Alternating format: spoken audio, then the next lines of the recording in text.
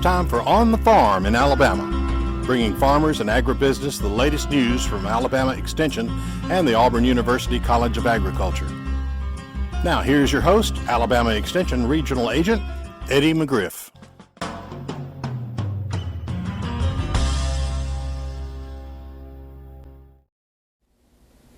like to welcome everybody today to On the Farm in Alabama, and today as my guest I have Dr. Ron Smith.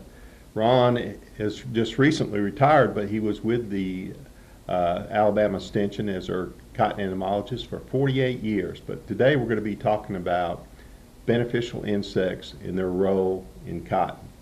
And Ron, one of the things that we noticed is that before the boll weevil eradication program and before BT cotton, that we really didn't put much reliance on beneficial insects.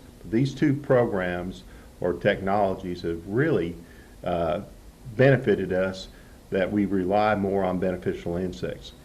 And one of the first ones we noticed is when we started the boll weevil eradication program, there was a wasp, it's called Cotesian wasp, that was a parasite of the beet armyworm. And when we started the boll weevil eradication program, we didn't realize that even then, the beneficial insects were helping us control insects in cotton. Well, it's very obvious once we started the program. In fact, the first summer that we were going with area-wide sprays, we noticed an outbreak of beet armyworms just almost immediately. And it didn't take very long to figure out, and by going to some research papers out of California and some experiences out of the Rio Grande Valley, that you can create beet armyworm problems with heavy pesticide use. So what we were doing, we realized that we were taking out the little parasite, the Cotesian wasp that was depositing eggs in the beet armyworm larvae, and they were dying. So they had never been a pest before. They were kind of in the book, but we had never seen them at the numbers that we saw during about an 8 or 10 year period there while we were making the area-wide sprays with hard chemicals. But really made a difference. You know, I will even mention this. Right on in Auburn, Alabama, we were right on the edge of the zone there at one time for about 3 years. And we did some surveys inside the program area and outside just a few miles away. We had no beet armyworms outside, but we had Cotesian wasps. Inside, there were no Cotesian wasps and a lot of beet armyworms. Well, as a county agent during that time, it was a really tough time because we didn't have any insecticides that would control the beet armyworms, and they were doing far more damage than we ever thought they were. They were starting out at seedling, burrowing into the stems, habits that we never saw them do before. No, we had not seen them do it before, and the problem ended when we accomplished our goal of eradicating the weevil. Now, that was a great program, but we did have to suffer a few inconveniences to get through it. Like I said, it was a real steep hill to climb, but it was really nice going down the backside, and we're still going down the backside, and as far as not having weevils in the system, and that should last as long as we keep the weevil down on the Mexican border. Well, now that we've reduced our, I know that when I was in South Georgia, we were spraying with some pretty non-selective insecticides 15 to 18 times to control the boll weevil and the bollworm. So once we got the boll weevil eradication program in place, eliminated the boll weevil, and then in 1996 when we got BT cotton, and we did have to spray for the budworm, and maybe we had made an occasional overspray for the bollworm, that we really got the sprays down to 2 or 3 times a year with some pretty selective insecticides that were pretty soft on the beneficials. So the beneficials became more role in helping us control insects. Well, that's exactly right. We can carry them much farther into the season now than we could when we had the boll weevil in the system. And then now that you say we've got the bollworm, tobacco budworm somewhat out of the picture, budworm completely, bollworm to some degree, then we can carry our beneficials a lot farther. And if it were not for the darn stink bug, we could probably carry them all the way through the season. But that one pest eventually comes into these low spray areas and it gets to damaging levels, and we have to go in with hard chemicals. But I might point out one thing that was different during the eradication era when it was actively going on, and when we had been doing it just by individual farms. Historically, farmers had chosen their own chemical and they had sprayed their fields as needed on a field-by-field basis. But when you're eradicating a pest that's mobile like the boll weevil, then you've got to spray the entire county within a certain length of time with a plane. Most of it was with a plane, and also we're using ultra low volume malathion in oil, which was very residual. So basically, we had no reservoir since the entire county was getting sprayed at one time, whereas in the old days, parasites and predators could move back and forth between fields, and they could not do that during eradication. So that was the big reason that we saw a big difference during that period than what we had been doing with the farm, because even though the farmers were sometimes using the same chemical. Well, it's interesting that you talked about how mobile that the beneficial insects are, the parasites and the predators. One that we saw was a Carliopolis wasp, which is the red-tailed wasp, and that was specific to the budworm. And it used to be, before BT cotton, we see all these red-tailed wasps up around the terminal looking for a budworm. Now, we just don't see them in cotton anymore. Well, you don't, but I had a real interesting experience in there. I've told you before.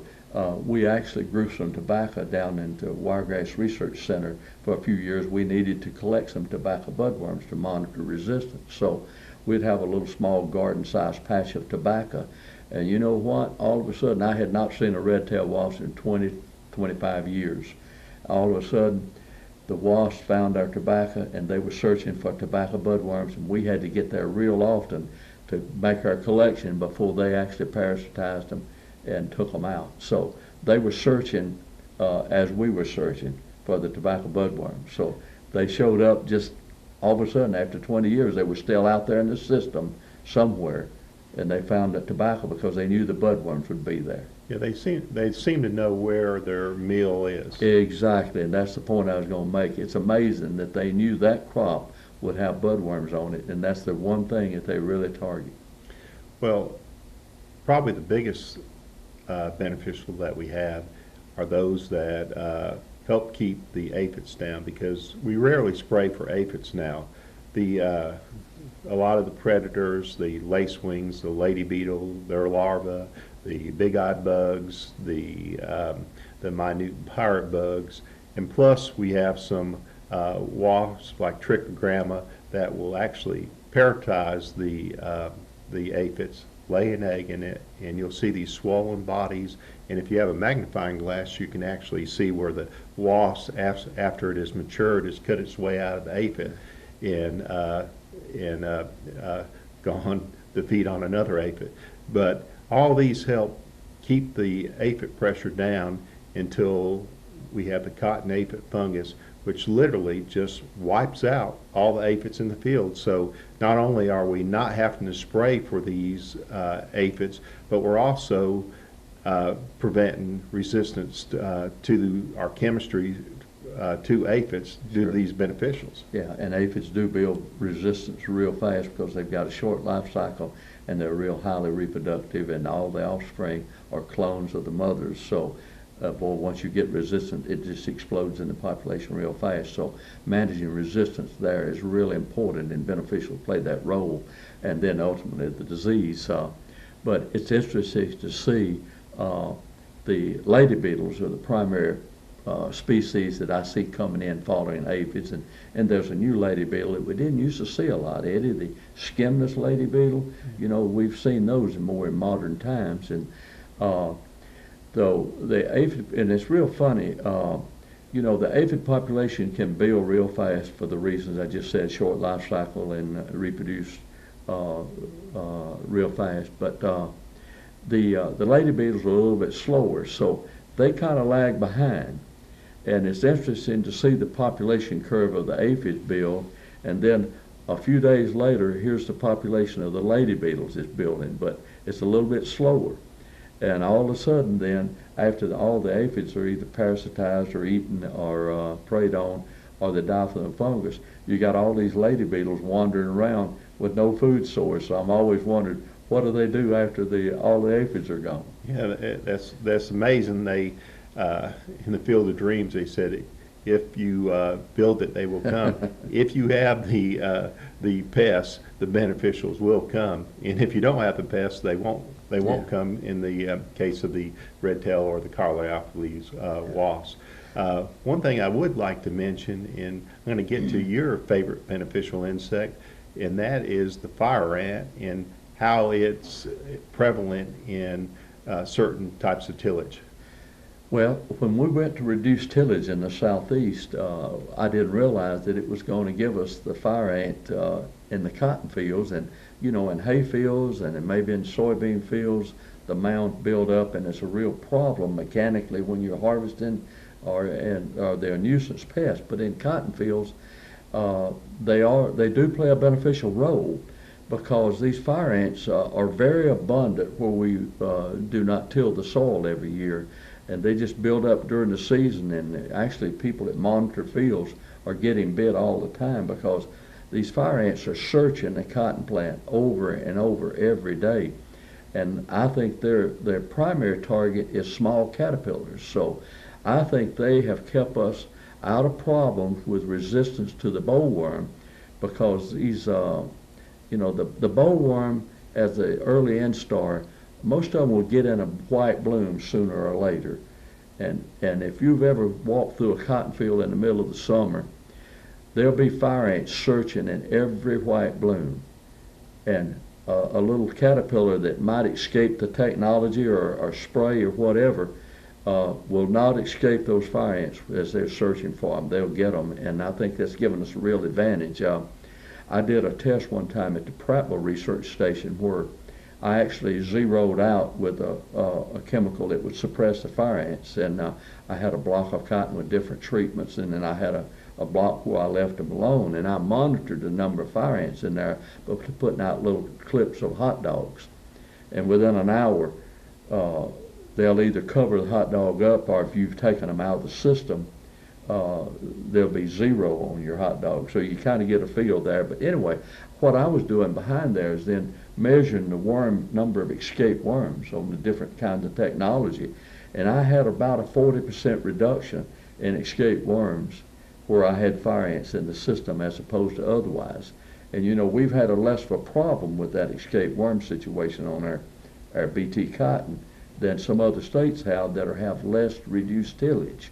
So I think our reduced tillage, which encourages the fire ants, has kept us away from having to spray more chemicals for the escaped bollworms on our BT cotton. Well, I guess even a bad bug can go good. Yeah. Well, yeah. One thing is we really don't have a dollar figure here in the southeast on how much beneficial insects are saving us in cotton, but we have an entomologist in Arizona, Dr. Peter Ellsworth, who's done some tremendous work in documenting how much the beneficial insects, and in fact they have a little scale that they do light, moderate, or heavy on beneficial insects, and they predict that somewhere around $35 or $50 an acre is what beneficial insects are saving the cotton growers out in Arizona, mainly due to the 6 predators on whiteflies.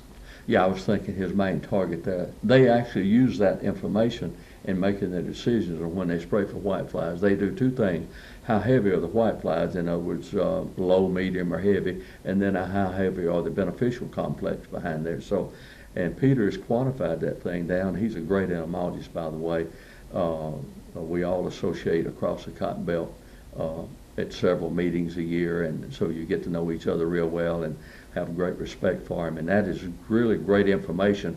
I don't know that I'll be able to quantify the value of them here, but there's really a point up in the season where I'm really try to conserve and save my beneficials, and that point is up until the stink bugs take over and start dominating and damaging our bowls. And at that point, sometimes we have to make a decision to control the stink bugs, and there's no way to control the stink bug without using a chemical that will suppress the beneficials. So that's kind of the end of them when we get to that point in the season. But up until then, I'm real pro beneficials.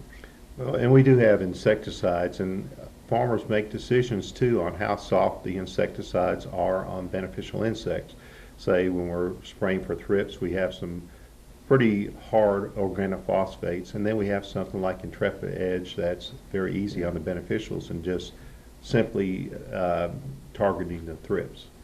That's a real good point. And another pest that we have some measure of selectivity on our different choices is the plant bug, the tarnished plant bug. There's some chemicals there are relatively easy on beneficials as opposed to others. Now, sometimes you may not get 100% control of the plant bugs, but if you can get 60 to 80%, maybe that reduces a below threshold, and you can keep some of the beneficials in the field. And there's a point I wanted to make about beneficials that I may forget here in our discussion, but in looking for thrips early in the season, if you go out there with like a little plastic pan and beating the plants over it, it's real interesting. You go one week and you'll see no beneficials because there's no host, there's nothing for them to feed on out there. And you come back the next week and you'll see a certain species of beneficial. They've moved in the previous week. Maybe you come back the next week and you'll see that one plus there's another beneficial. So my point is they colonize the field and move in at different stages in seedling cotton, depending on what's out there as a host to feed on. Well, there's literally dozens of beneficial insects, and we divide them into predators and parasites. And then there's also insect diseases, such as the cotton aphid fungus, but there's also others that attack worms. And if you get the Cotton Grower magazine this February, they're going to run a 5-month segments, pictures of the different beneficial insects. So you might want to check that out and get more familiar with which beneficial insects are in the cotton. A lot of times I get farmers that will bring me insects and they're just wondering if they're doing harm in a field. And a lot of times it would be a beneficial insect, which is a good guy. And so other times it'd be just an insect out there that's really not doing any damage. But I always tell growers, the first thing before you make a spray, if you're not sure what the insect is, get it properly identified. Well, let me come back and talk. There's a couple more beneficials I think we should mention because I think they're very important. And you really don't realize they're out there unless you're looking in white blooms. You'll find them there. But also, particularly if you're using a drop cloth and spread it on the ground and beat the plants over it, which is what we do to survey for plant bugs. But when you do, you get all of these two species. That's the minute pirate bug that you mentioned and the big-eyed bug. And the pirate bug is a real small one, and they call him minute because he's very small. And they call him a pirate bug because he's real sneaky, like a pirate. I mean, I guess that's where he got his name. But anyway, those things are searching white blooms also for immature plant bugs and also for little small bowworms that have escaped the technology. So the manner in that they search the plant is really amazing, and they know right where to go to get these destructive pests. In other words, they're searching where the other pests are hiding, and that's really neat. Yeah, we've had companies that have sold beneficial insects before, but the problem is when a farmer puts them out in their field and there's not anything for them to feed on, then they'll leave the field. That's right. They've got to have a food source. So I really don't think we'll ever in the South be able to supplement our beneficials. They're out there. They're in the system. They're around the field borders, and that's something we should point out. Where do they come from?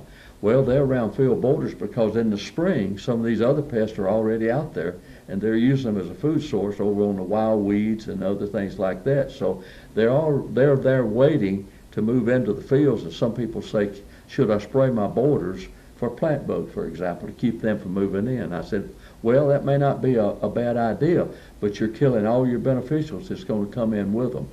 So from that standpoint, it may not be a very good idea to spray outside the field, but But they're out there. They're a real resource, and we just got to learn how to recognize them and use them. And the other thing is, since we've got some cold weather moving in, and we've had a little bit cooler winter this year than we had in recent years, what's the impact of the weather going to do to beneficials? And I don't know, I'll let you comment, but let me go ahead and say my thought there. And beneficials are like some of our pests. They are on the wild host in the spring, clovers and other things like that. So the harmful insects are harboring out there. They're rebuilding their numbers on the spring host, and the beneficials are rebuilding their numbers on the spring host. So cold weather is going to have minimal impact on basically anything in the system right now. The one harmful pest that I think cold weather might affect would be some of the plant bug species. It used to affect the boll weevil, and the reason it did that is because the boll weevil didn't have anything else it could feed on in the spring to rebuild their numbers except cotton. So they had to wait for cotton is planted. All these other things, including stink bugs, can start feeding on other things that's planted earlier, wild host, wild weeds, and even corn, which is normally planted earlier in the cotton. Stink bugs will use that to build up. Well, I want to thank Ron for being with us today on the farm in Alabama, and everybody for tuning in. And we'll see you at the next video.